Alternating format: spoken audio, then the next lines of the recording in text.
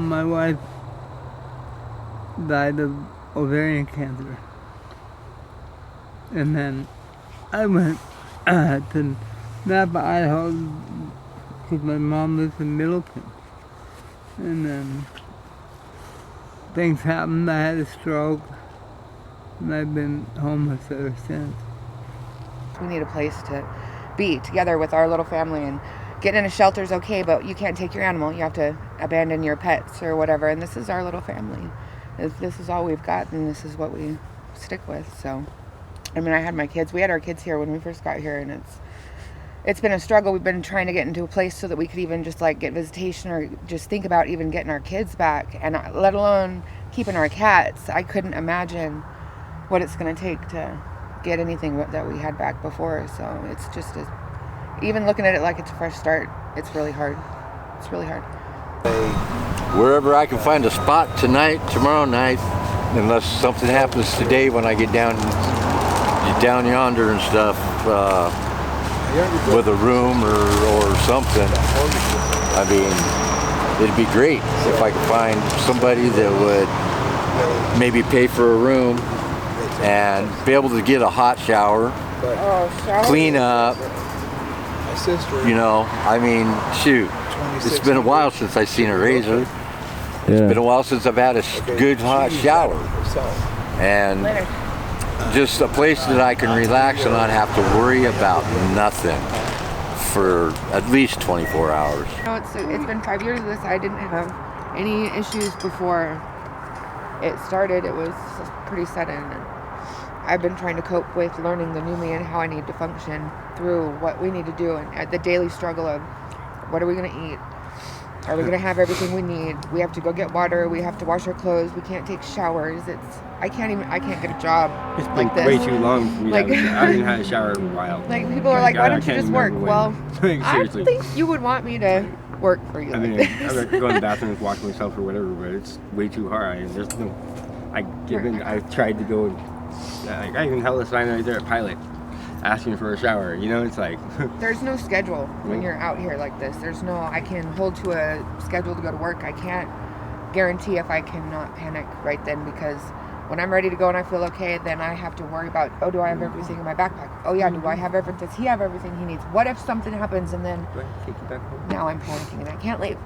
So it's kind of different when you're exhausted and you sleep and you're like, no alarm clock would wake me up. My charging phones for alarms, we don't even know what time it is half the time because we don't have phones or watches or electricity.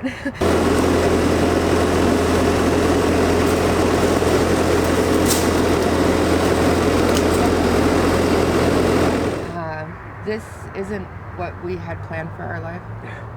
This isn't a choice. We're not trying to hinder anybody else's way of life by just doing whatever we want. It's not because we choose to. It's literally, we don't have anywhere else to go. We have no idea.